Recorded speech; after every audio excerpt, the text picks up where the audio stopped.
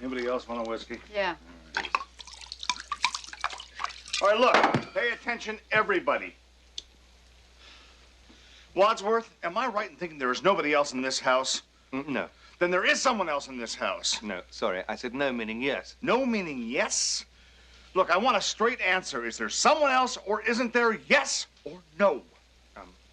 No. No, there is or no, there isn't? Yes. Please! Don't you think we should get that man out of the house before he finds out what's been going on here? Yeah. How can we throw him outside in this weather? If we let him stay in the house, he may get suspicious. If we throw him out, he may get even more suspicious. If I were him, I'd be suspicious already. Oh, who cares? That guy doesn't matter. Let him stay locked up for another half an hour.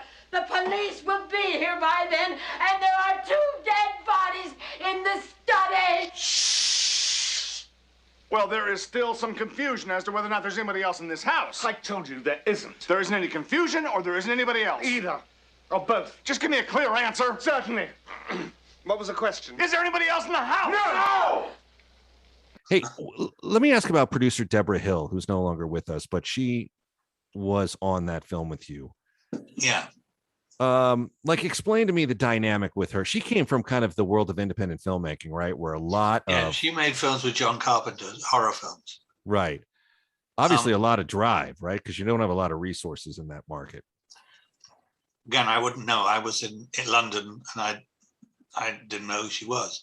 Mm-hmm. I got a clue happened because Peter Guber, who was an executive producer, partnered with John Peters.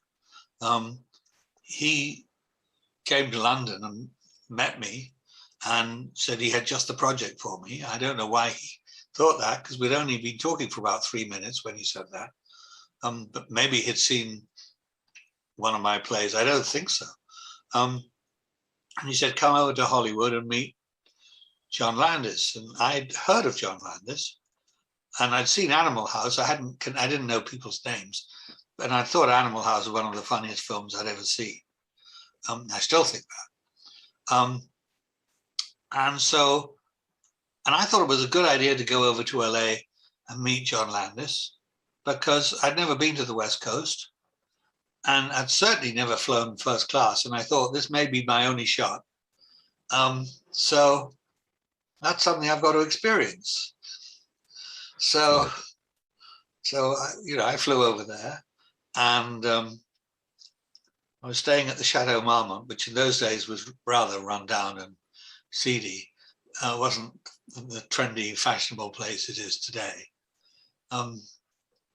Belushi had just committed suicide there, and it was, they didn't have room service. It wasn't a fancy hotel.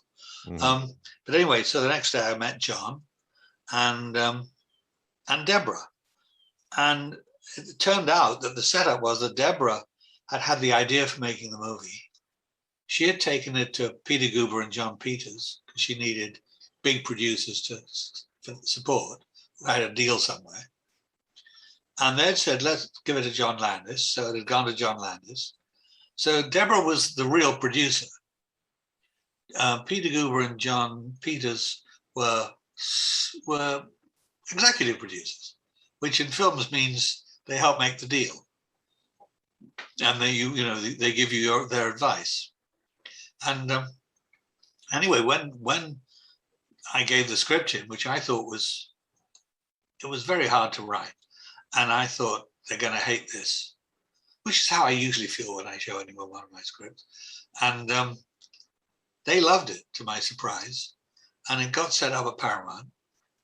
And then by the time it was ready to be made, John had taken on other films and didn't want to do it anymore. And he said, would you like to direct it? And I said, of course. Oh, sure. Yeah. Because how often does anyone offer you a Hollywood film to direct for the first time? Right. Don't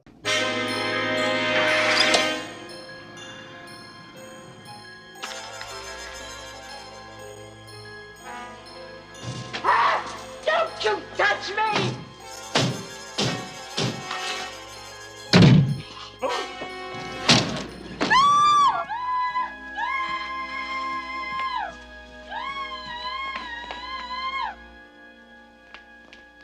Hello? Hello? Shut the door.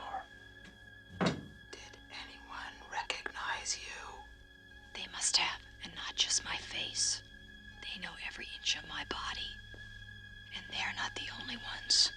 It's you! There's something funny going on around here. I don't know what it is. No, I'm not on duty. But I have a feeling that I'm in danger. You know that big, ugly house on top? Hello? Hello? Are you there?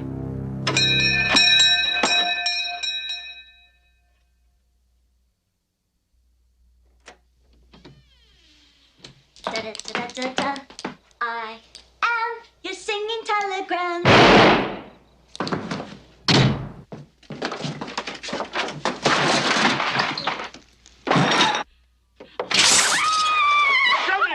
I'm coming! I'm just trying to find the door. Coming! What's this? Another door? It's not the film I would have chosen to start my career with because it made me instantly into someone who does broad comedy. And that's not necessarily who I was. It was just one of the things I did. But I was very grateful to be given the opportunity. What do you think of these And personalities? Deborah was great. She was a really nice producer and very helpful. And I really was immensely fond of Deborah. Yeah. We kept in touch afterwards. And she was a sweet person. She had a terrible illness and it was very sad. That was my next question. I was just kind of curious what you thought of some of these players in retrospect. And Landis, you think back, have you talked to Landis since the movie? Oh, yes, many times. Yeah, Not and? all that recently. But yeah, Landis was a friend and I liked him. He was going through a terrible time because he was on trial for the Twilight Zone accident. And I went to the trial several days and I was convinced that he wasn't guilty. And I wasn't at all surprised when the jury came back with that verdict. He was partnered with George Folsey, who I haven't seen since. Peter Guber and I became quite good friends. He was very generous to me. Everyone thinks of Peter as this kind of shark. But he's got, it was not my experience. Because after that, after Clue, I wrote a film called Nuns on the Run, and which I don't know if you've ever seen. Yeah. And it was for Warner Brothers. And then Warner Brothers went right off it a big way. They hated it. In fact, what they said to me, one of the two meetings I had with them was, you need to get rid of all this theological dialectic. And I said, you mean jokes about religion? They said, yeah, theological dialectic. And I said, I thought all these people, you know, what business are they in? They're lawyers. They don't know about entertainment. Right. So I was wrong about that, but I was right in connection with my script. So I said I didn't want to hear any more of this crap, and I left the room. And the next day, Peter phoned and said, they want you off the picture. So I said, okay, so we'll do it somewhere else. And he said, no, they want to keep the film. They want to do it with another director, another writer and director. So I said, well, it's mine. They can't do that. And he said, yes, they can. You made a deal with them. You gave them the rights and the deal. I didn't know. I was too naive to understand that. So I said to Peter, well, what can we do about it? He said, well, we can do, there's one thing we can do. I can get it back for you in what they call turnaround. And that means in the period of time that it lasts, I can get to a long turnaround, you have the opportunity to set it up somewhere else. And I said, great, so we'll do that. He said, I can't do it with you. So I said, why not? He said, well, because 2 weeks ago, they put a project of mine into turnaround, and I set it up the following week at Columbia with Dustin Hoffman and Sidney Bullock directing and Tom Cruise. And of course, it was Rain Man. So he said, they're not going to let me do that again. So he got me the script back in turnaround, but he still owned it. So I said to Peter, well, what happens if I get it set up? What will I owe you? And he said, oh, well, think about that if you ever do it. I think he didn't think I would. So in the nick of time, 4 years later, I got it set up. And we were just about to, and George Harrison was financing it, and the Beatles. And so I phoned Peter and I said, what are we going to do? You know, I'm getting Nuns on the Run set up and it's yours. What do you want? And he said, just say special thanks to Peter Guber. That's it. Yeah, didn't ask for a penny.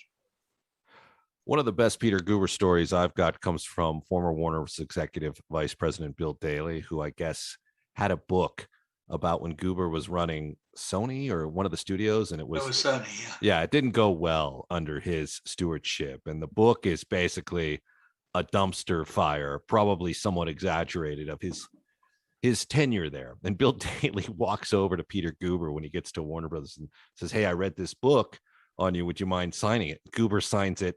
"Dear Bill, next time I'll try to do better." Peter Guber, just like a genuine, like that's so like him. Actually, he did better than anybody gave him credit, because a lot of the films he set up, which didn't get made till after he didn't come out till after he'd left, were quite successful. Yeah. But that's a funny story about Peter. I can see that happening. It's just it's like his personality in a nutshell, in a way that everyone probably appreciates. Your road to redemption is paved with tombstones. No quarter, kill all masters. Go to noquarterkillallmasters.com. Rated R.